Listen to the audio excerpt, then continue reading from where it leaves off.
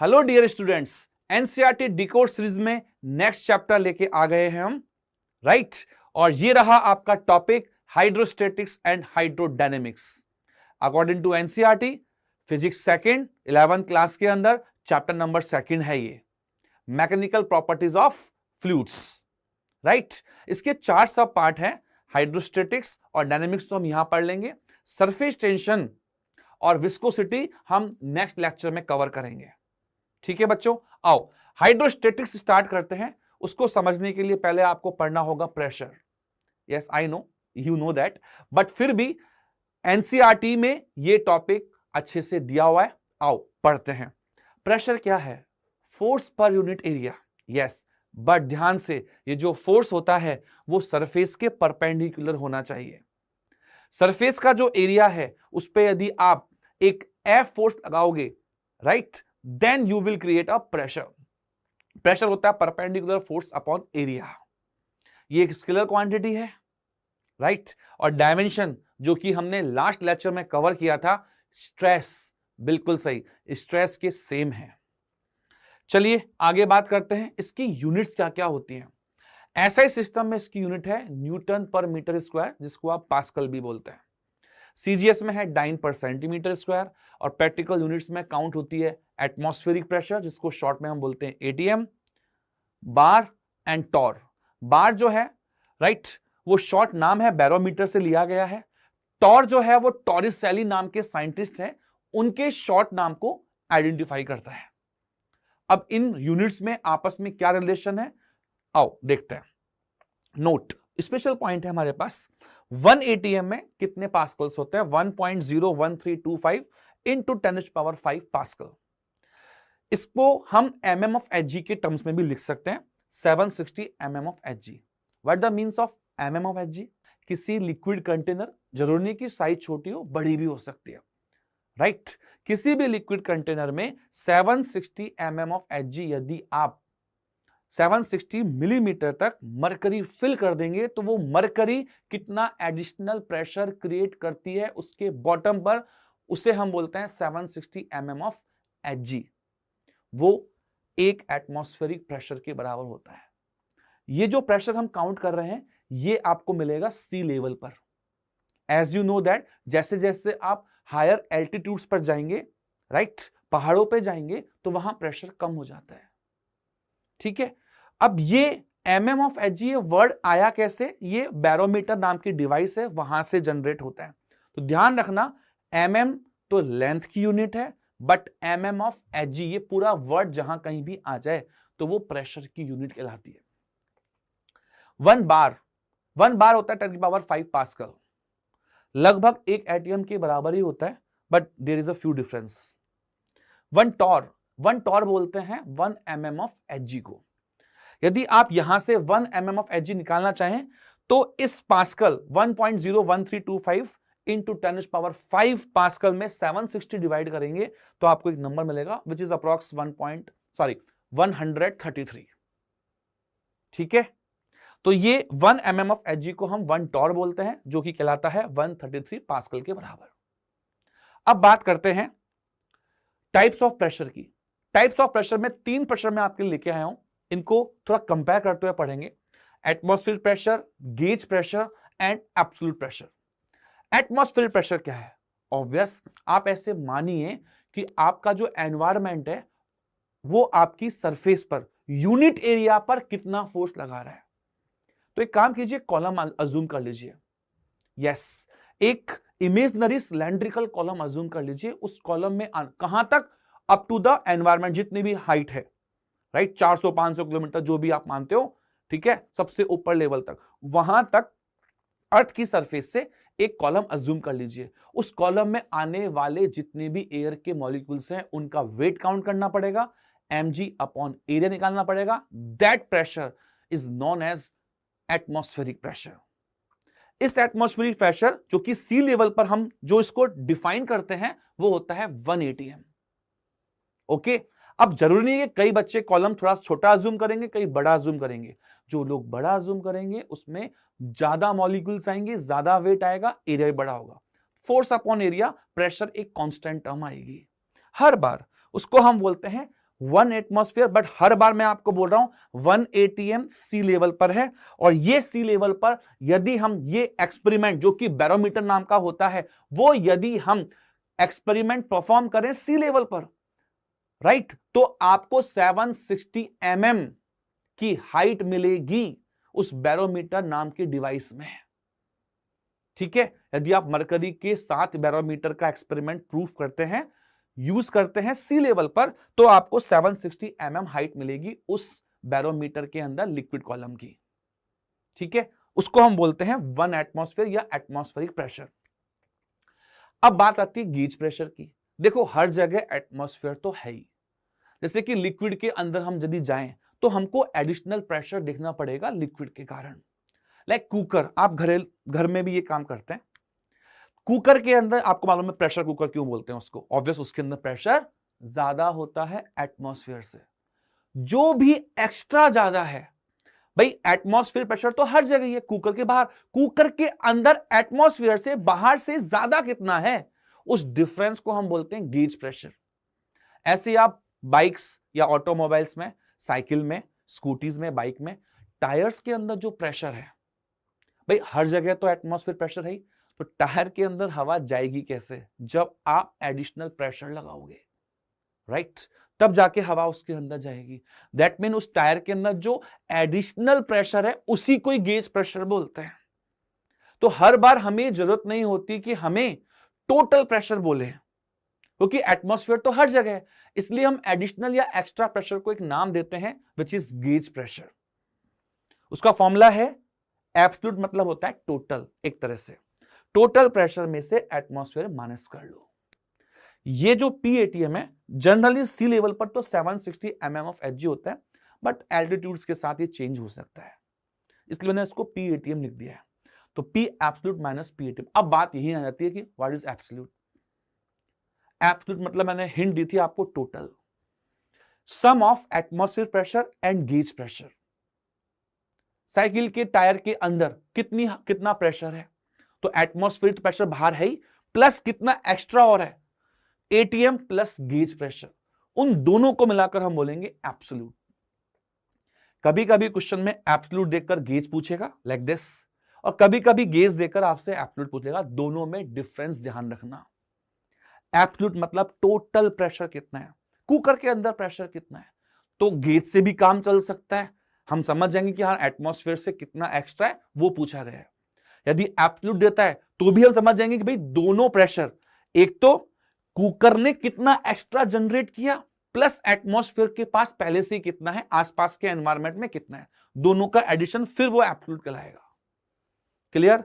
3 है, atmospheric pressure तो atmosphere define करेगा, गेज प्रेशर हम एक्स्ट्रा कितना लगा रहे हैं उस पर डिपेंड करेगा, और एब्सोल्यूट दोनों को मिलाकर दोनों का एडिशन है, गेज प्लस एटमॉस्फेयर। क्लियर? चलिए, अब एक लिक्विड कॉलम के कारण कितना प्रेशर जनरेट होता है, और प्रेशर हमारे पास 3 थे, आओ तीनों यहां आएंगे। इसका प्रूफ, हम प्रूफ पे नहीं जा रहे हैं, हम केवल सिंपली एक फॉर्मूला बता रहे हैं आपको। इस फॉर्मूले में कंफ्यूज मत होना, लास्ट लेक्चर में हमने कहा था कि आपको pressure due to liquid only मालूम होना चाहिए, which is ρGH। Yes, ρGH, ध्यान से, ये जो टर्म है that is a pressure due to liquid only. क्या मतलब है लिक्विड ओनली का? एटमॉस्फेयर तो हर जगह ही है ना, हर तरफ, तो लिक्विड ने कितना एक्स्ट्रा लगाया, विच इज ρGH। उसमें भी G कौन सा है, G इफेक्टिव।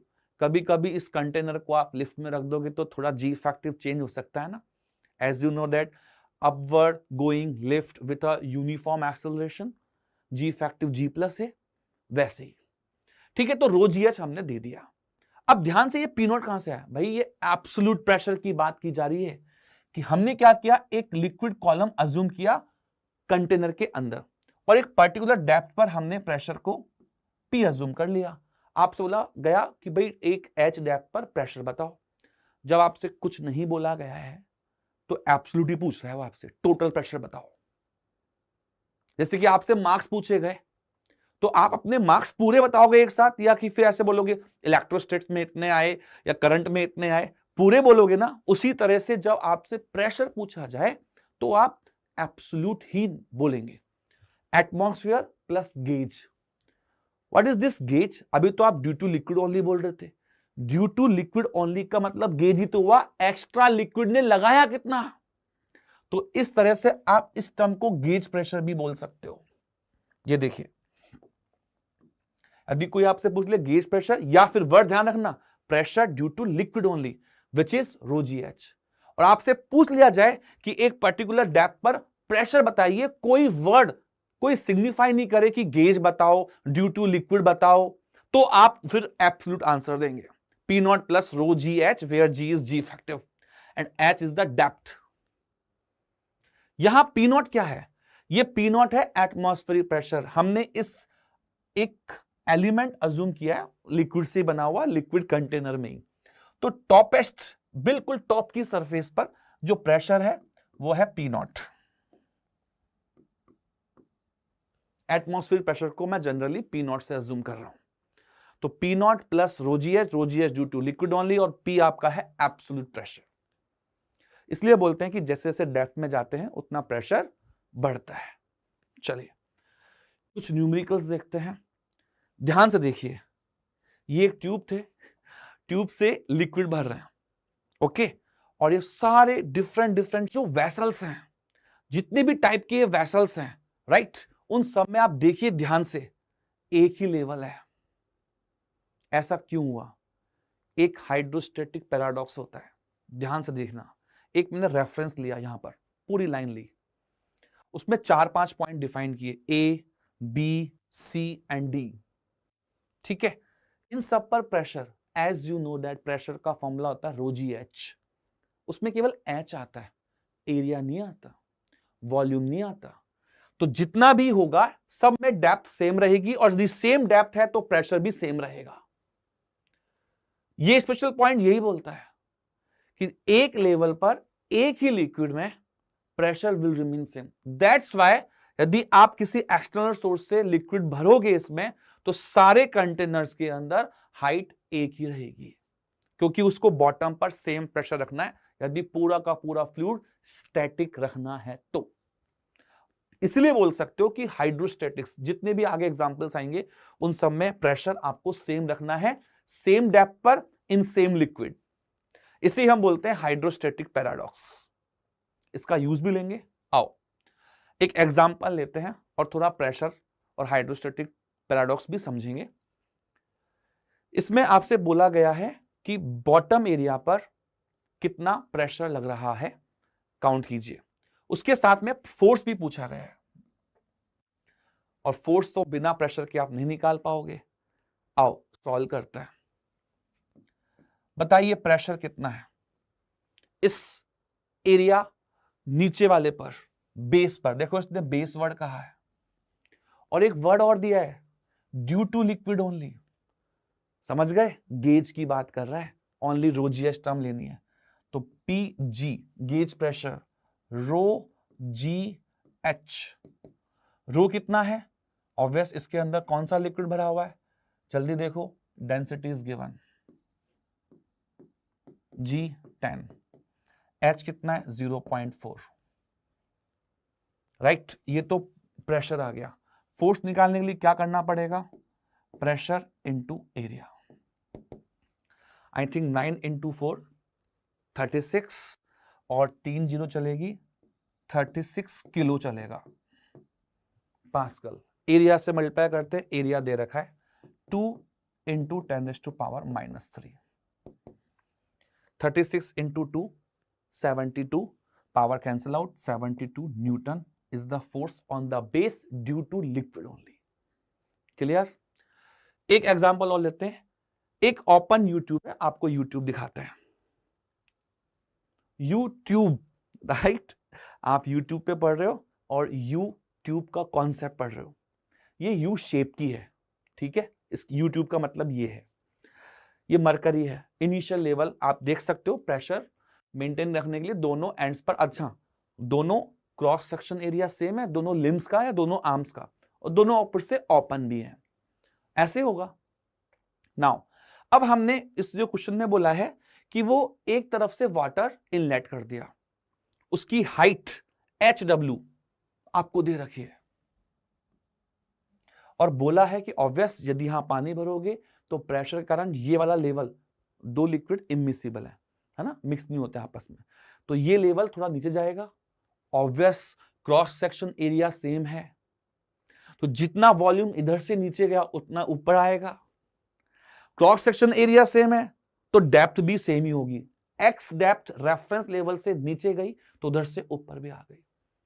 पूछा क्या गया है, how high does the AG surface rise in the other limb from initial level. ये इनिशियल लेवल है, इनडायरेक्टली आपसे एक्स पूछ रहा है। आओ सॉल्व करते हैं, अगले पेज पर चलते हैं और सॉल्व करते हैं। ध्यान देखिएगा, मेरे पास की शॉर्ट ट्रिक भी है, आपको बताऊंगा मैं। करना क्या है, pressure in a same liquid at a same level, hydrostatic paradox. A और बी दोनों पर बाउंड्री है, ए पर है ना, दोनों के जस्ट नीचे ए की लिक्विड है Hg, इसलिए हम ए और बी पर प्रेशर सेम करेंगे। P at A equals to P at B. A पर कितना प्रेशर है, ध्यान से, मैंने कोई वर्ड नहीं लिया है, दैट्स व्हाई यू कैन से, बिल्कुल सही, एब्सोल्यूट प्रेशर। ऊपर से P naught plus rho G H, यहां पर भी ऊपर खुला हुआ है, ये बंद नहीं है, P naught plus rho G 2x। यहां रो तो वाटर का लेंगे, यहां रो लेंगे मरकरी का। ध्यान से, दोनों तरफ P नॉट आएगा, कैंसिल आउट, इधर रो जी एच आएगा एक टर्म, यू कैन से गेज प्रेशर, उधर भी रो जी एच आएगा। एक तरह से गेज प्रेशर बराबर कर रहे हो, rho G H equal to rho G H. हाँ रो अलग अलग है, एच भी अलग है, बट जी तो सेम है, जी भी कट जाएगा। तो शॉर्ट ट्रिक ये बोलती है कि ए पॉइंट के ऊपर जो भी डेंसिटी है वाटर की और जो भी हाइट है वाटर की, उसको इक्वल कर दो, दूसरे एंड पर सेम लेवल से ऊपर जो रो है और जो एच है उनका मल्टीप्लाई। बताओ ये कौन सा लिक्विड है, मरकरी, तो रो एच जी, हाइट कितनी है 2x, सीधा आंसर आएगा। देखते हैं, सॉल्व करते हैं। वाटर, एक काम करते हैं, सारी वैल्यूज को सीजीएस में लेते हैं। वाटर की डेंसिटी 1 ग्राम पर centimetre cube, H water I think 54.4 दिया हुआ था, डाटा याद है मुझे, आप पीछे आकर देख लेना।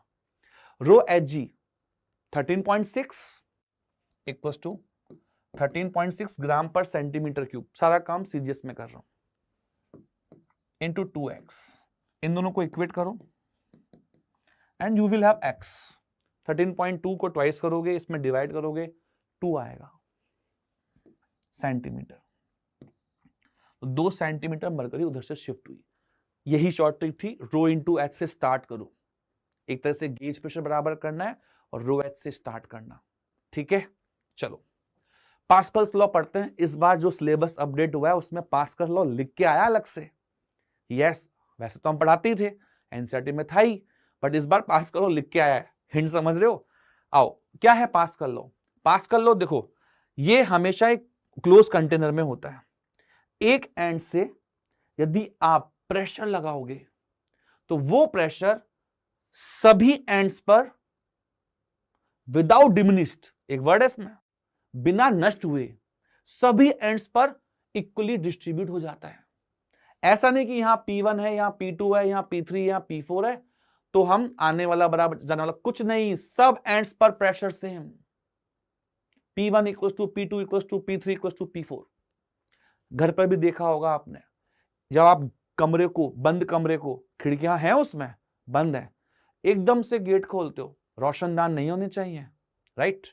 ओके, जैसे गेट खोलते हो तो खिड़कियां आदि लूज हैं तो थोड़ी सी हिलती हैं, चाहे वो गेट के सामने हो चाहे बगल में हो। क्या मतलब है? क्लोज कंटेनर, ये देखो एनक्लोज्ड वर्ड लिखा हुआ है, फ्लूइड लिखा हुआ है, ये लिक्विड में भी कर सकते हो और गैसेस में भी कर सकते हो। तो एक पर्टिकुलर एंड पर यदि आप कोई फोर्स लगाकर प्रेशर जनरेट करते हो तो वो प्रेशर पूरे रूम में, पूरे वेसल में एक समान रूप से फैल जाएगा। फोर्स अलग हो सकता है डिपेंड ऑन द एरिया, लेकिन प्रेशर सेम रहेगा, राइट? आओ इसको एक एग्जांपल से देखते हैं। हाइड्रोलिक सिस्टम, आप देख रहे हो यहां एरिया कम है, वहां एरिया ज्यादा है। इस एरिया पर यदि मैं F1 फोर्स लगा रहा हूं तो F1 अपॉन A1, मान लो A1 एरिया है, तो यहां जो प्रेशर क्रिएट हुआ उतना ही प्रेशर उधर क्रिएट हुआ। एरिया कम है, कम फोर्स लगाकर मैं उतना प्रेशर जनरेट करूंगा जितना यहां जनरेट होगा। इसका यूज कैसे लेंगे, इस हाइड्रोलिक सिस्टम का यूज कैसे लेते हैं, आओ एक एग्जांपल दिखाता हूं मैं तुम्हें। यदि आपने यहां F1 फोर्स लगाया A1 एरिया पर, तो यहां प्रेशर कितना आएगा, आई थिंक P1। उधर कितना प्रेशर जनरेट होगा, मान लो वहां F2 फोर्स जनरेट हुआ तो F2 अपॉन A2 P2, ठीक है। तो F1 upon A1 which is pressure P1 और F2 upon A2 which is pressure P2 will be equal। इसको आप ऐसे भी लिख सकते हो, यदि आपको F1 दे रखा और F2 निकालना हो तो F2 equals to F1 into A2 upon A1। एक एग्जांपल लेते हैं ऑरली। मान लो A2 एरिया 1 से 2 टाइम्स है, तो फोर्स कितना आएगा, यस फोर्स भी 2 टाइम्स आएगा। अब इस एप्लीकेशन का यूज लेते हैं। देखो इस एग्जांपल में in a given hydraulic system आपसे फोर्स रिक्वायर्ड पूछा गया to lift the car. Car कितनी केजी की है, 900 केजी की, छोटी कार है, फिर भी जितनी भी है 900 केजी की कार अज्यूम करो। कितने एरिया पर, एरिया नहीं दिया, रेडियस दिया है 15 सेंटीमीटर, और कम एरिया कम रेडियस वाले एंड पर आपको फोर्स लगाना है। क्या आपको 900 केजी का इक्विवेलेंट फोर्स लगाना पड़ेगा, जिसको आप 900 केजी वेट या फिर 9000 न्यूटन, नहीं, कम फोर्स से काम चलेगा और वही फोर्स पूछा गया है। आओ सॉल्व करते हैं, अगले पेज पे चलते हैं और इसको सॉल्व करते हैं। जगह चाहिए थोड़ा सॉल्व करने के लिए। इसको मैं शॉर्ट ट्रिक से समझाना चाहूंगा। इतनी कितनी शॉर्ट ट्रिक है सर, शॉर्ट ट्रिक कुछ नहीं है, लॉन्ग ट्रिक का ही शॉर्टर वर्जन है। प्रेशर जो है ना वो कांस्टेंट है, क्या मैं ऐसे लिख सकता हूं P1 इक्वल्स टू P2, ठीक है। फोर्स अपॉन एरिया भी कांस्टेंट वर्ड लिख सकते हैं, कांस्टेंट को मैं C लिख दूं फिलहाल, ओके। ये जो पिस्टन्स हैं या फिर एंड्स बोल दो आप, सेक्शंस हैं, इन सेक्शंस का एरिया क्या होगा, पाई आर स्क्वायर, सिलेंड्रिकल सेक्शन ही है, ठीक है। तो क्या मैं F प्रोपोर्शनल A बोल सकता हूं, और एरिया जो है R स्क्वायर के प्रोपोर्शनल होगा। तो एक तरह से फोर्स प्रोपोर्शनल R स्क्वायर हो गया। अब देखिए इस एंड से इस एंड पर जाओगे, राइट, तो रेडियस 3 टाइम्स हो रही है, राइट। रेडियस कितनी हो रही है, R1 से R2 जाओगे, रेडियस हो रही है 3 टाइम्स। तो फोर्स भी कितना होना चाहिए, नहीं, ध्यान से स्क्वायर है, 3 का स्क्वायर करो 9 टाइम्स, तो फोर्स हो जाना चाहिए 9 टाइम्स। अब इसका रिजल्ट निकालते हैं यहां से। इनडायरेक्टली 9 टाइम्स का मतलब ये है कि यदि यहां से फोर्स F2 है और यहां F1 है, तो F2 अपॉन F1 कितना है, 9 टाइम्स।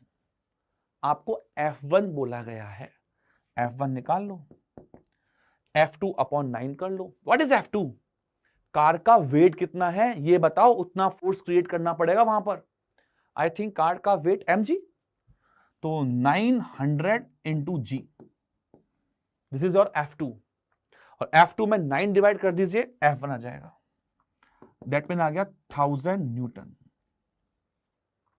मात्र 1000 न्यूटन लगाकर छोटे एंड पर 9000 न्यूटन को बराबर कर सकते हो। ये काम आता है पास्कल्स लॉ। आपने देखा होगा जब हाइड्रोलिक लिफ्ट्स, खासकर जेसीबी मशीन जब खड़ी होती है, या फिर जो बजरी की ट्रॉली खाली होती है, या फिर जब आप कार या बाइक की सर्विस कराने जाते हो, वहां पर वो लिफ्ट कर देते हैं हैवी ऑब्जेक्ट्स को। यही यूज होता है कॉन्सेप्ट पास्कल लॉ, ठीक है। चलो आगे बढ़ते हैं। बॉन्सी एंड आर्किमिडीज प्रिंसिपल, बहुत सिंपल कॉन्सेप्ट में इसको समझाते हैं। बियॉन्ड फोर्स क्या है, जब भी आप किसी बॉडी को पूरा या आधा, मतलब फुली या पार्शली सबमर्ज करते हो, तो एक तरह से लिक्विड आपकी बॉडी से बोलता है कि भाई आपने हमें डिस्टर्ब क्यों किया, हम तो रुके हुए थे, आप हमारे अंदर क्यों आ रहे हो। तो उस कॉन्सेप्ट को समझना, ठीक। लिक्विड जो है वो बॉडी पर फोर्स लगाता है ऊपर की तरफ। क्यों, जब भी किसी लिक्विड के अंदर आप किसी बॉडी को सबमर्ज करोगे पार्शली और फुली, तो क्या होगा, जितना ज्यादा डेप्थ में जाओगे उतना ज्यादा प्रेशर बढ़ता है। उस प्रेशर डिफरेंस से एक फोर्स क्रिएट होता है विच इज बियॉन्ड फोर्स। उसे हम बोलते हैं लिक्विड ने बॉडी पर जो फोर्स लगाया। हमेशा ये ऊपर की तरफ ही होता है क्योंकि नीचे प्रेशर ज्यादा होता है, राइट। और इस प्रोसेस को बोलते हैं ब्योंसी, और इस फोर्स को बोलते हैं ब्यॉन्ड फोर्स या अपथ्रस्ट। ठीक है, ये देखिए, ये पार्शली सबमर्ज्ड है। रो तो डेंसिटी बॉडी की है, सिग्मा जो है वो लिक्विड की है, राइट। अब जो ब्यॉन्ड फोर्स है, ये ब्यॉन्ड फोर्स किसके बराबर होता है? ये ब्यॉन्ड फोर्स बराबर होता है जितना लिक्विड डिस्प्लेस हुआ है उसके वेट के बराबर।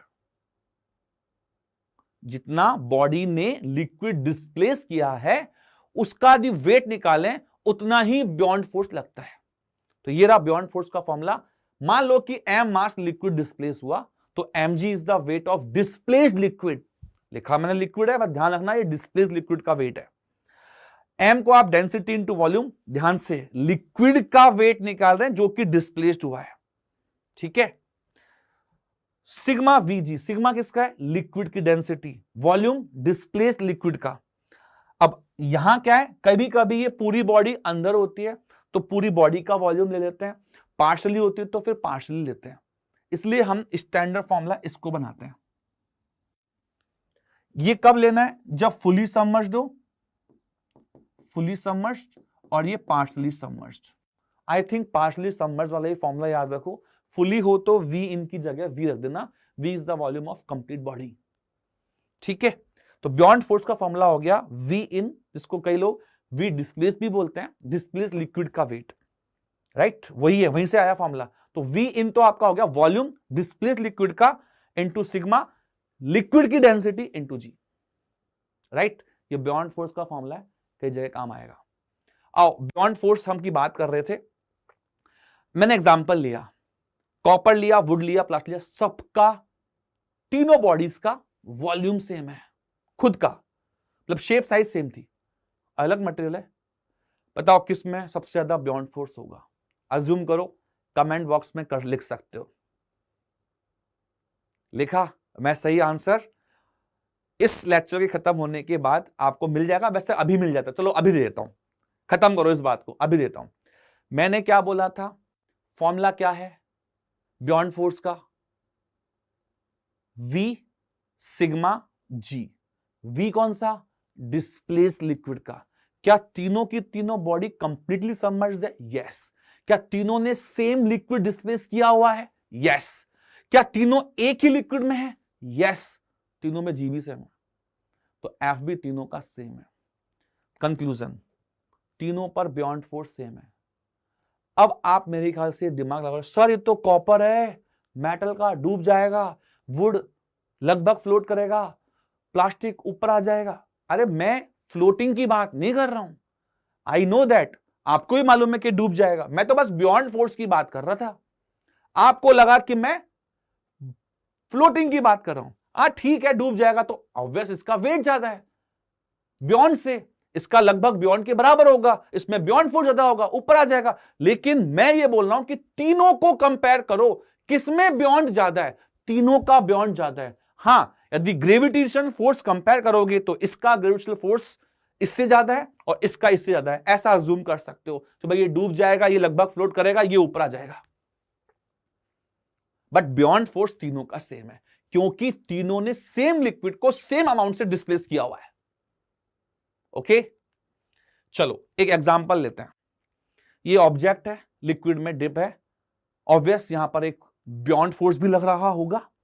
उस केस में आपसे टेंशन पूछी गई है, एक बियॉन्ड फोर्स भी है और एक वेट जिसको मैं Fg बोलता हूं, ग्रेविटेशनल फोर्स।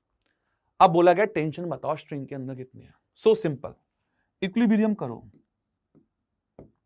ऊपर के फोर्स बराबर नीचे के फोर्स। एम आई राइट? देखना ध्यान से, बहुत सिंपल है। T निकालने के लिए Fg माइनस Fb।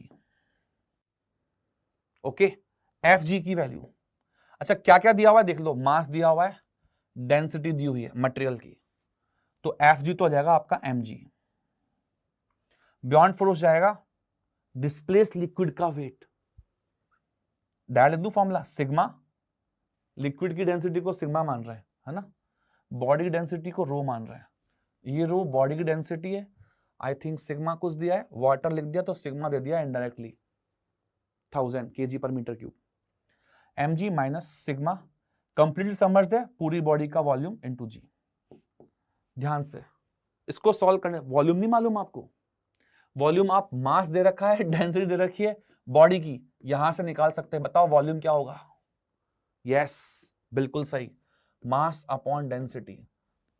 बॉडी की बात कर रहे हैं, कंप्लीट बॉडी का वॉल्यूम है, ऑब्वियस वो डिस्प्लेस लिक्विड के बराबर ही है। जितनी पूरी बॉडी यदि अंदर होगी तो उतना ही तो वॉल्यूम लिक्विड का डिस्प्लेस करेगी जितना खुद का है। चलो, तो V नहीं था तो V निकालोगे, m अपॉन रो रख दोगे।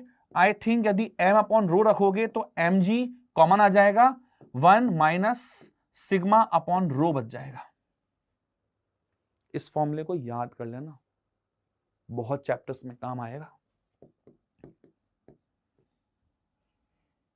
ठीक है, अब वैल्यूज रख ले, ये तो ऑरली भी कर सकते हैं। m आपको 2 दे रखा है, g की वैल्यू 10, 20 तो यहां से आ गया। सिग्मा वाटर का 1000 upon I think 5000, 1000 upon 5000, 1/5, 1 minus 1/5, 2/5, 20 into 2/5 लिख दूं मैं यहां पर, 20 इंटू 2/5 कितना आएगा? 8, आई थिंक 8 ही आ रहा है। 20/5 4, 4 इंटू 2 8, तो टेंशन आपका आ गया 8 न्यूटन। सो सिंपल, ये फॉर्मूला बॉक्स कर दिया है, याद कर लेना ऐसे। ठीक है, चलिए एक एग्जांपल और लेके आए। वैसे कॉफी मशीन टाइप लग रहा होगा, कॉफी मशीन नहीं है ये लिफ्ट है, और लिफ्ट कांच वाली लिफ्ट है जो आपको बाहर से दिख भी रहा है। क्या रखा हुआ है? एक लिक्विड कंटेनर में ब्लॉक रखा हुआ है, वो पार्शियली सबमर्ज्ड है, और इस लिफ्ट को एक पर्टिकुलर एक्सेलरेशन से ऊपर लेके जा रहे हैं। आपसे बोला गया बताओ कि इसका कितना पोर्शन इसके अंदर, फ्रैक्शनल पार्ट कितना अंदर होगा। चलो मान लो कि लिफ्ट मूव नहीं कर रही है, तो फ्रैक्शनल पार्ट हम निकाल भी सकते हैं लॉ ऑफ फ्लोटेशन से। भाई ये फ्लोट कर रहा है, मतलब इक्विलिब्रियम है, तो नीचे का फोर्स और ऊपर का फोर्स बराबर कर दो। चलो सॉल्यूशन देखते हैं। सबसे पहले देखिए ध्यान से, इक्विलिब्रियम कर रहे हैं, लॉ ऑफ फ्लोटेशन लगा रहे हैं। ऊपर का फोर्स कौन सा होगा? Beyond force. ये मानते हुए शुरुआत में लिफ्ट मूव नहीं कर रही है। ओके, अभी मैंने लिफ्ट को मूव नहीं कराया। बियॉन्ड फोर्स नीचे, ग्रेविटेशनल फोर्स नीचे, सॉरी बियॉन्ड फोर्स ऊपर, ग्रेविटेशनल फोर्स नीचे, बराबर करो। F B equal to F G, समझना पहले, है ना। हाँ भाई, एफ बी का फॉर्मूला आई थिंक पार्शली समझ दे, ये buoyant force V in sigma G, ये मैंने आपको भी याद करवाया था। ग्रेविटेशनल फोर्स एम जी, और एम क्या है? खुद बॉडी की डेंसिटी और खुद बॉडी का वॉल्यूम। कंप्लीट बॉडी की डेंसिटी को हमने रो अज्यूम किया हुआ है, राइट। वॉल्यूम पूरा इनटू जी, देखो जी से जी कट गया। यहां से मैं निकाल सकता हूं फ्रैक्शनल पार्ट इनसाइड। आपसे ये पूछा है ना, then find out the volume of sphere outside. Outside पूछा है, पहले फ्रैक्शनल पार्ट इनसाइड निकाल लेते हैं। इनसाइड कितना होगा? वो होता है एक्चुअली में वी इन, अंदर कितना है वॉल्यूम, और पूरी बॉडी का वॉल्यूम कितना है। व्हाट इज दिस वी इन? ये वी इन यही है, ये सेक्शन दिख रहा है आपको? ये सेक्शन वी इन है आपका। तो V in upon V, complete body के रेस्पेक्ट में, वॉल्यूम के रेस्पेक्ट में कितना पोर्शन इनसाइड है, उसका रेशियो। यहां से निकालो, जी से जी कट जाएगा। आई थिंक ये आ जाएगा रो अपॉन सिग्मा, राइट। अब मुझे बताओ, क्या एफ इन के फॉर्मूले में कहीं पर भी जी का काम आ रहा है? नहीं। एफ ओ क्या होगा? आप मुझे बताओ, कुछ पार्ट इनसाइड होगा, कुछ पार्ट आउटसाइड होगा। Fraction part inside plus fraction part outside equals to 1। तो यदि आपको आउटसाइड निकालना है तो 1 माइनस एफ इन कर दो। बताओ इसके अंदर कहीं पर भी जी या एक्सेलरेशन की कोई टर्म आ रही है? नहीं। तो यदि आप लिफ्ट में रख भी दोगे तो आपका जी इफेक्टिव चेंज होगा। फॉर्मूले में तो जी इफेक्टिव है ही नहीं, इसका मतलब आपका एफ आउट या एफ इन जी इफेक्टिव लिफ्ट में रखने से कोई चेंज नहीं होगा। बियॉन्ड फोर्स के अंदर जी आ रहा है, एफ जी में आ रहा है, स्मॉल जी की टर्म्स दोनों ही बढ़ जाएंगे यदि आप लिफ्ट में रखोगे upward going lift with a particular acceleration, तो वो इफेक्ट कट जाएगा, एफ इन या एफ आउट में नहीं दिखेगा। अब बताओ उसने क्या बोला है, the sphere of volume we floating in the water with 1/3 of its volume inside. 1/3 inside है तो 2/3 आउटसाइड नहीं होगा, एफ ओ डायरेक्ट दे रखा है 2/3 आउटसाइड, वही मेंटेन रहेगा, लिफ्ट में रखने से कोई चेंज नहीं होगा। Answer will be 2/3 volume outside. So simple. एक एग्जांपल और देखते हैं फ्लोटिंग का, पहले समझिए इसको, एनिमेशन से भी समझ सकते हैं, पहले लैंग्वेज पढ़ता हूं आपके लिए। एक बोट है, बोट का बेस एरिया आपको दे रखा है इनडायरेक्टली, उसमें एक पर्सन आके खड़ा होता है, 1.5 सेंटीमीटर बोट डिप हो जाती है, आपसे मास ऑफ मैन पूछा है, ये देखो ये पर्सन आया, बोट डिप हो गई, राइट, तो ये डिप जो हुई वो भी दे रखा है और मास ऑफ पर्सन पूछा है। आओ सॉल्व करते हैं भाई, क्या हुआ क्या है, पर्टिकुलर इस पर्सन के आने से एक नया एडिशनल फोर्स, जिसको मैं एफ बी डैश, नया बियॉन्ड फोर्स लगा है। यदि ये बियॉन्ड फोर्स एक्स्ट्रा नहीं लगता ना तो यह आदमी डूब जाता नाव के साथ। नाव तो तैर रही थी, फ्लोट कर रही थी, उसके पास बियॉन्ड फोर्स था, पहले से कर रखा था उसने एडजस्टमेंट, पर्सन के आने से थोड़ा सा डिप और हुई, राइट, उस एडिशनल डिप ने एक एडिशनल बियॉन्ड फोर्स क्रिएट किया जो कि उस पर्सन के वेट को बैलेंस कर दिया। You can say F G dash, M dash, और you can say F G dash. Dash यहां पर इंडिकेट किया जा रहा है कि नाव को छोड़कर एडिशनल जो काम हुआ पर्सन के आने से, तो ठीक है, एडिशनल इक्विलिब्रियम कर लो, पहले से इक्विलिब्रियम था, पर्सन के आने से और इक्विलिब्रियम हो गया। चलो F B dash equals to F G dash. What is F B dash, बताइए, बोलो, सिग्मा लिक्विड का, right, volume in additional dash लिख दिया इनटू जी, और एफ जी डैश हो रहा M dash G. That mean यदि आपको एम डैश पर्सन का वेट निकालना है, सिग्मा लिक्विड की डेंसिटी, वाटर ही है, 1000 ले लो, राइट, वी इन डैश कितना इनसाइड पोर्शन गया, आई थिंक 3x2 तो बेस एरिया दे रखा था और 1.5 सेंटीमीटर था। एक बार चेक कर लेते हैं पीछे जाकर कितनी वैल्यूज थी, 1.5 सेंटीमीटर इज डेप्थ, तो कितना एडिशनल वॉल्यूम और लिक्विड डिस्प्लेस हुआ, base area into depth, that is the volume, additional volume.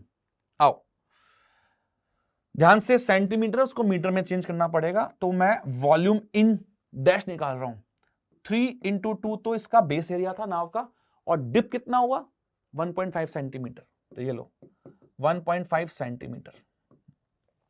Answer solve कर लो, 3x2 6, 1.5 into 6 9, 2 जीरो कट गया, 90 kg और आंसर।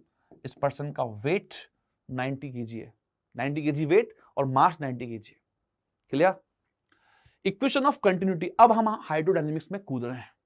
वैसे दोनों टॉपिक तो एनसीईआरटी के उसी चैप्टर में है, 10th चैप्टर में है ना। अब आई डोंट नो कि नई एनसीईआरटी आ गई, नंबर चेंज हो गया, पर ध्यान से मैकेनिकल प्रॉपर्टीज ऑफ फ्लूइड के पार्ट में ही है।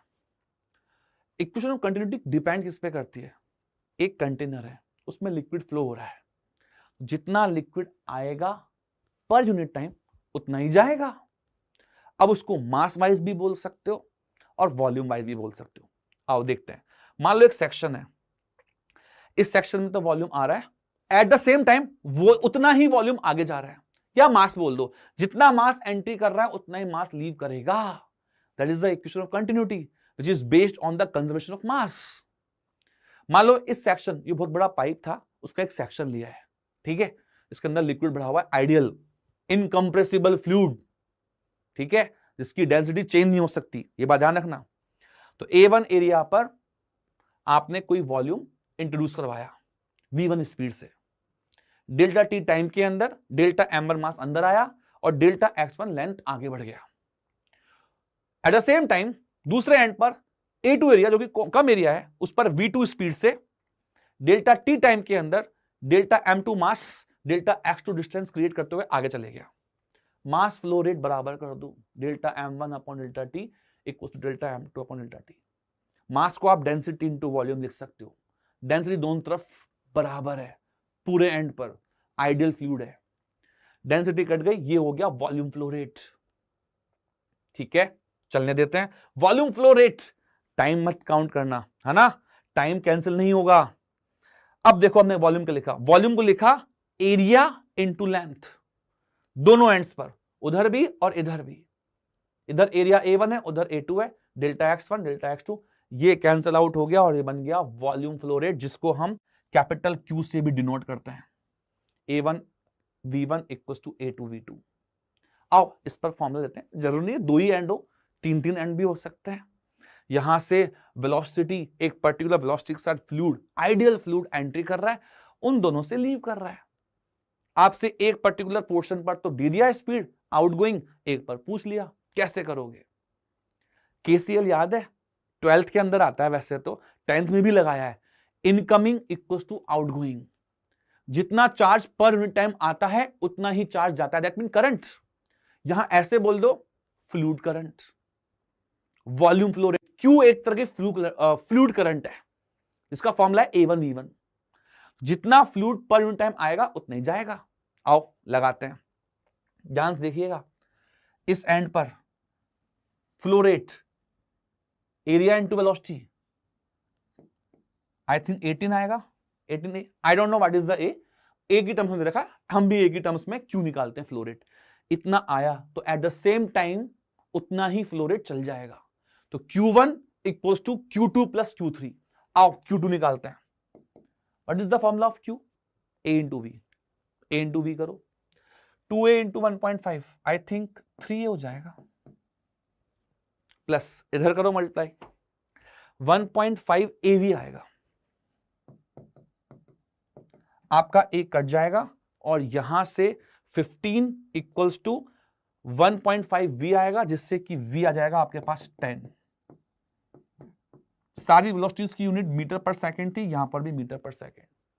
So simple, right? आगे चलते हैं। That is your Bernoulli's theorem. Bernoulli uncle थे एक, उन्होंने अपनी एक थ्योरम दी। उन्होंने बोला कि जब आप एक पर्टिकुलर पाइप में आइडियल फ्लूइड फ्लो कर रहे होते हैं तो उसके पर्टिकुलर दो एंड्स पर प्रेशर, हाइट और वेलोसिटीज के बीच में क्या रिलेशन होता है वो उन्होंने समझाया, और एक सिंपल सा स्टेटमेंट दिया कि किसी भी पर्टिकुलर एंड पर, ध्यान से सुनिएगा, kinetic energy per unit volume, potential energy per unit volume और pressure energy per unit volume का एडिशन कांस्टेंट होता है।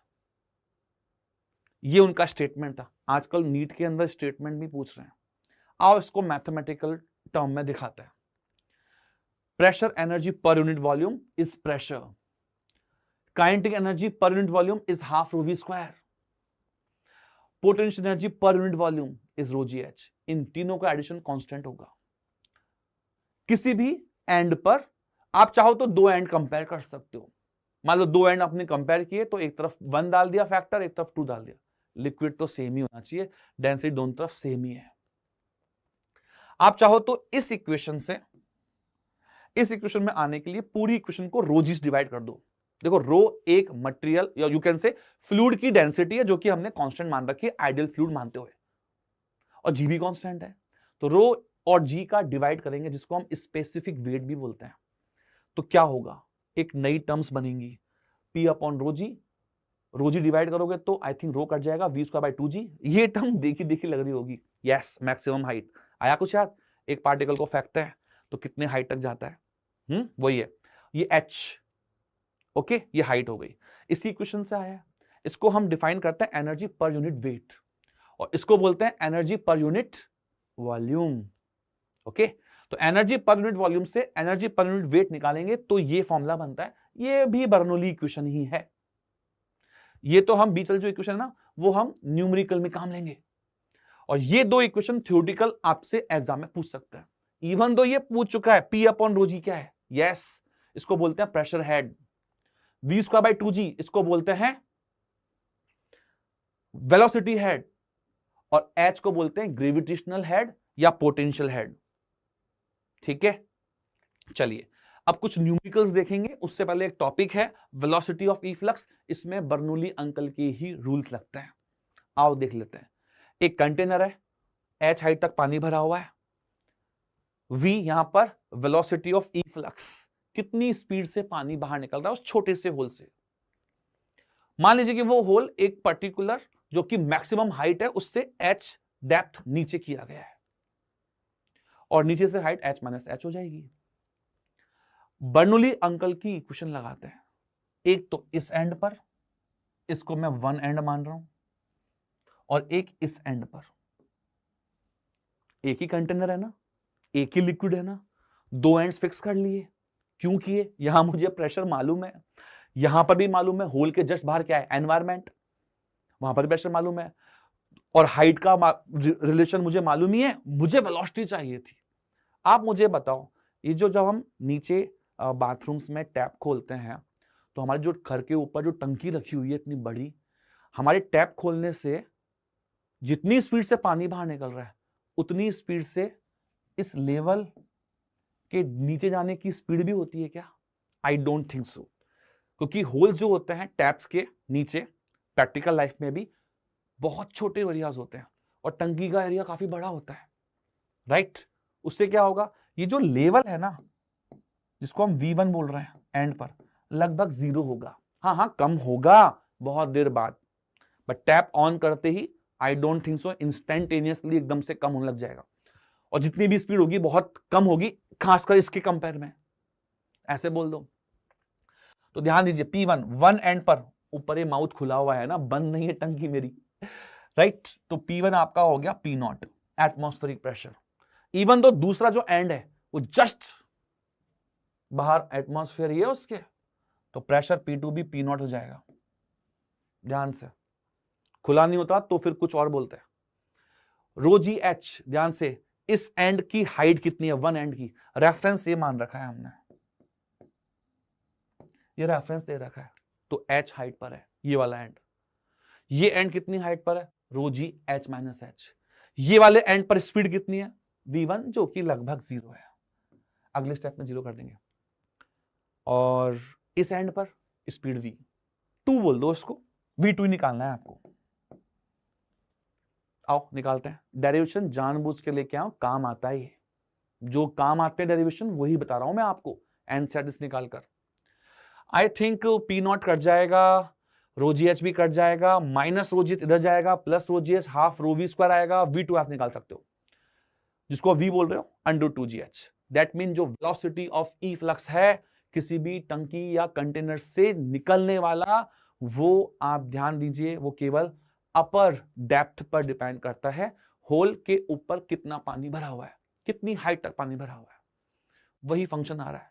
नीचे वाली हाइट से कोई मतलब नहीं है, फुल हाइट से भी कोई मतलब नहीं है, ओनली स्मॉल h।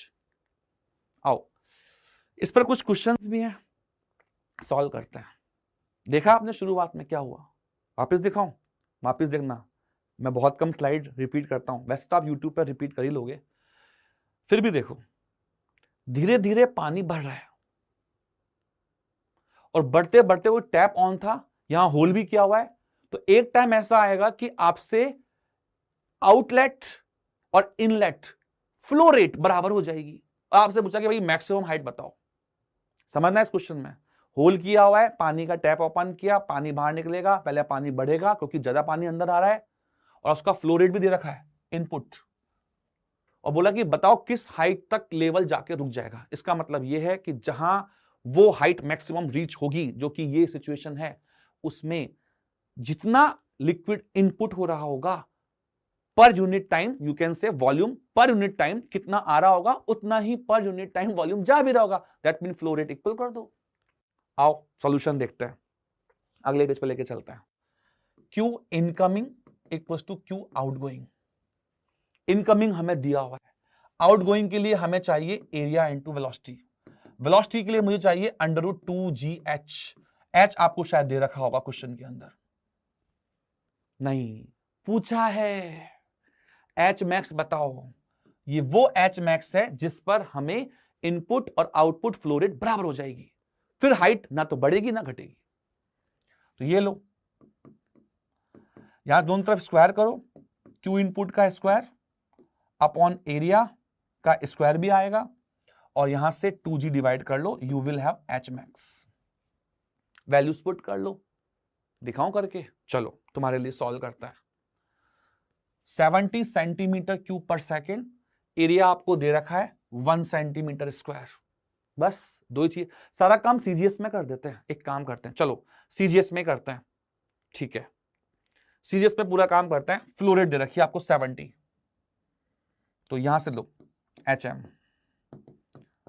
70 का स्क्वायर, एरिया कितना दिया हुआ था 1 सेंटीमीटर, चलो 1 का स्क्वायर 1, 2, जी की वैल्यू 9.8 रख लो, 17 का स्क्वायर ये लो, 70 इंटू 70, ध्यान देखिए 2 इंटू 9.8, 7 इंटू 7 49, 9.8 49 से कैंसिल हो जाएगा, I think 5 times, 500 upon 2, right, 70 into 70, ठीक है, तो यहां से आएगा 49 और 00 5 टाइम्स, तो वहां से जाएगा 500 बाई 2 250, ठीक है, दिस इज योर आंसर। और ध्यान से किस यूनिट में काम कर रहे हैं, सेंटीमीटर में कर रहे हैं, ओके। और ध्यान से ये जो हमने वैल्यू रखी है ना 9.8, ये सीजीएस में नहीं है, एमकेएस में है। सीजीएस में जी की वैल्यू कितनी होती है, सारी वैल्यू सीजीएस में रखनी पड़ेगी, है ना। तो बताओ सीजीएस में कितनी होती है, ये तो होती है 9.8 मीटर पर सेकेंड, मीटर को रख दो सेंटीमीटर में, तो 100 से और मल्टीप्लाई करना पड़ेगा, आई थिंक 2.5 सेंटीमीटर आएगा आंसर, ठीक है। तो ये गलती मत करना 9.8 की, राइट, 9.8 इंटू 100 भी आएगा इसमें साथ में, सारी वैल्यू फिर सीजीएस में रखनी पड़ेगी, okay. 2.5 centimetre is your answer. अब वेंटुरी मीटर और वेंटुरी ट्यूब और फ्लो मीटर पढ़ते हैं। क्या होता है, बहुत सिंपल से शॉर्ट में पढ़ते हैं। जैसे ही आप किसी पर्टिकुलर पाइप में एक वाटर फ्लो करवाओगे, ठीक है, वाटर फ्लो करवाते हैं, वेंटुरीमीटर का काम क्या है, तब तक हम पढ़ते हैं, फ्लो हो रहा है तब तक। वेंटुरीमीटर काम है, फ्लो मीटर नाम है इसका, फ्लो काउंट करता है, स्पीड काउंट करता है, वॉल्यूम फ्लो रेट काउंट करता है। अब इसमें हमने दो पार्ट हमने थोड़े से होल्स कर दिए हैं, उसके लेवल को देखना ध्यान से देखो, बहुत इजी है। यहां देखो, यहां इस हाइट को आप H1 बोल सकते हो, इस हाइट को H2 बोल सकते हो।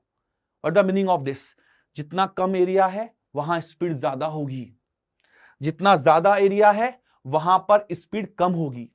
यहां स्पीड कम है, यहां स्पीड ज्यादा है, यहां स्पीड ज्यादा क्यों हुई, क्योंकि पीछे वाले वाटर ने फोर्स लगाया एडिशनल। दैट्स वाई हम यहां बोलते हैं कि यदि यहां प्रेशर P1 है और यहां प्रेशर P2 है तो P1 is more than P2। यही बर्नौली अंकल ने प्रूफ करके बताया था। बर्नौली अंकल ने बोला कि मान लो ये हॉरिजॉन्टल पाइप है तो इसमें H का फैक्टर रहने दो, तो आप बोलो P plus half rho V square, rho G वाला फैक्टर कांस्टेंट ही है, इक्वल्स टू कांस्टेंट। ध्यान से देखिए, क्या कंटिन्यूटी लगाऊं तो ये नहीं बोलूंगा कि कम एरिया पर स्पीड ज्यादा होगी, but the means of continuity Q equals to AV। सुन लो, बर्नौली के साथ कंटिन्यूटी हर बार लगती है, कंटिन्यूटी तो हर बार लगती है, बर्नौली लगे ना लगे।